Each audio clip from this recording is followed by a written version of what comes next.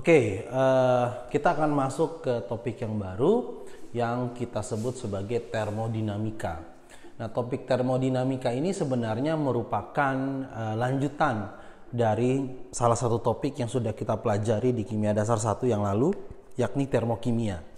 Cuma termokimia itu mempelajari mostly mengenai hukum termodinamika pertama. Energi tidak bisa diciptakan, tidak bisa dimusnahkan, hanya bisa dikonversi dari satu bentuk ke bentuk yang lain. Nah, sekarang di termodinamika, ini kita akan belajar hukum kedua termodinamika dan juga nanti hukum ketiga termodinamika. Hukum kedua termodinamika itu menyebutkan bahwa suatu sistem yang berada dalam lingkungan tertutup itu dengan berjalannya waktu entropinya akan semakin naik atau semakin bertambah. Jadi ini ada beberapa parameter, ada beberapa kemudian variabel yang harus kita pelajari lebih lanjut. Kalau yang sebelumnya ada kerja, ada kalor, ada entalpi atau perubahan entalpi. Sekarang kita akan belajar beberapa term baru, salah satunya yang tadi sudah sempat disebutkan, yakni entropi. Kita mulai dulu dari pengertian entropi. Ya, entropi. Entropi ini simbolnya S ya. Kalau entalpi kan simbolnya H. Apa pengertian entropi? Jadi dalam pengertian yang sederhana, entropi ini menyatakan tingkat keacakan suatu sistem. Ya, tingkat keacakan. Jadi bahasa Inggrisnya randomness. Jadi misalkan saya punya air itu bisa hadir dalam 3 fasa sebagai solid, ya ice, sebagai liquid, dan juga sebagai gas atau sebagai uap air.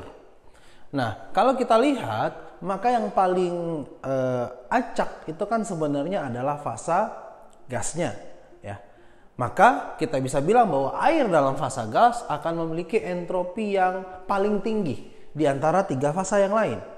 Ya, di antara solid, liquid, gas yang memiliki entropi paling besar. Kenapa? Karena keacakannya, pergerakan molekulnya yang menyebabkan entropinya tinggi.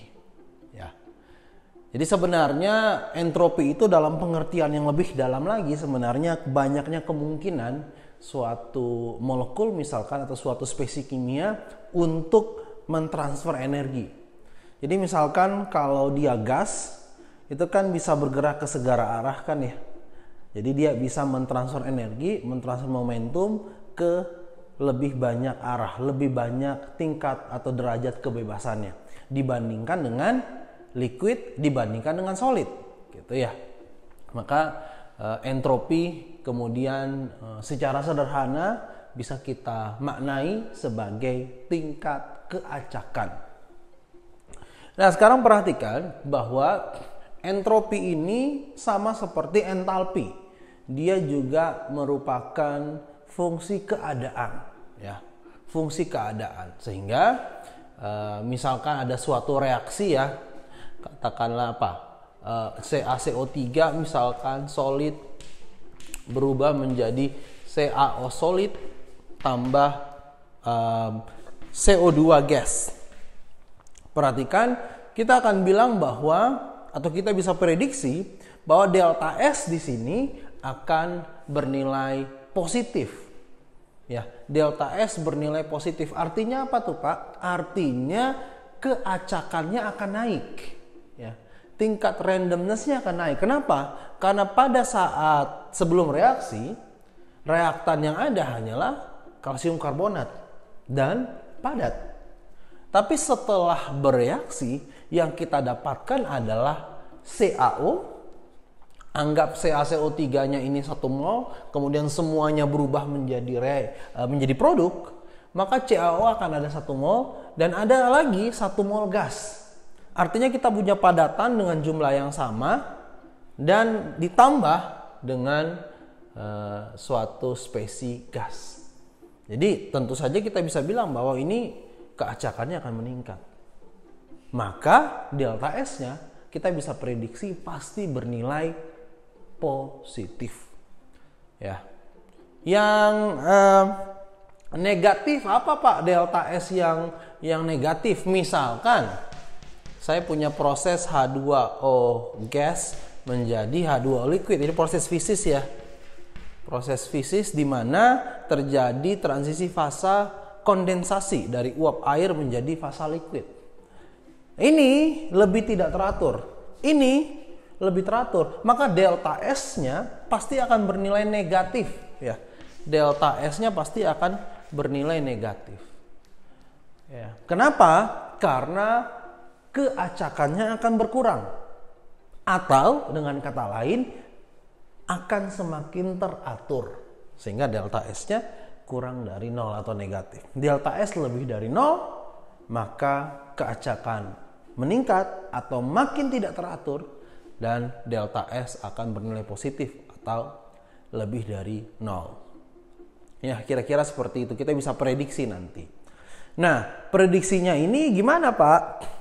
Jadi perhatikan entropi atau keacakan gas itu pasti jauh lebih besar daripada entropinya suatu spesies yang berfasa liquid. Dan liquid entropinya akan lebih besar dari yang berfasa solid seperti ini.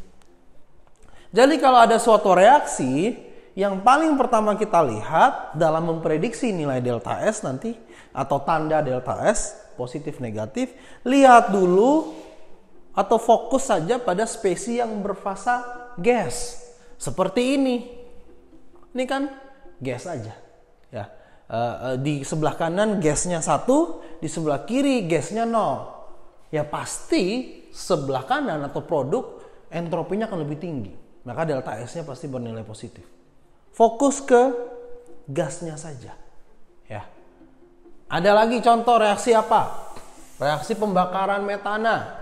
CH4 gas tambah 2O2 gas menjadi CO2 gas tambah 2H2O liquid ya, seperti ini ya.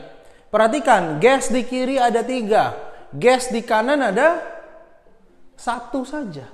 Maka ini delta S-nya ya, delta S-nya pasti akan bernilai negatif.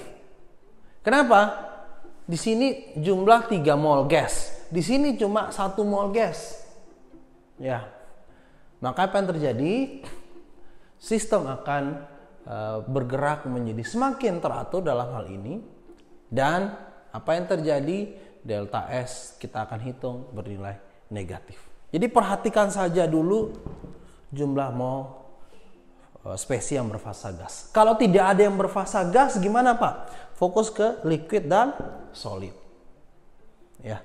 Kalau yang ada cuma solid saja Pak, atau liquid saja Pak, bagaimana? Lihat jumlah molnya.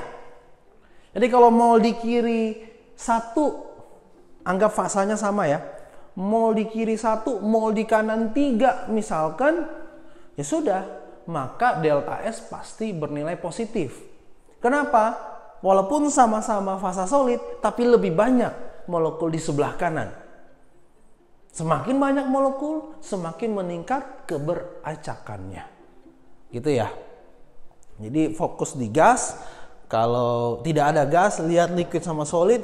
Kalau tidak ada atau semuanya sama, lihat jumlah molekulnya. Seperti itu.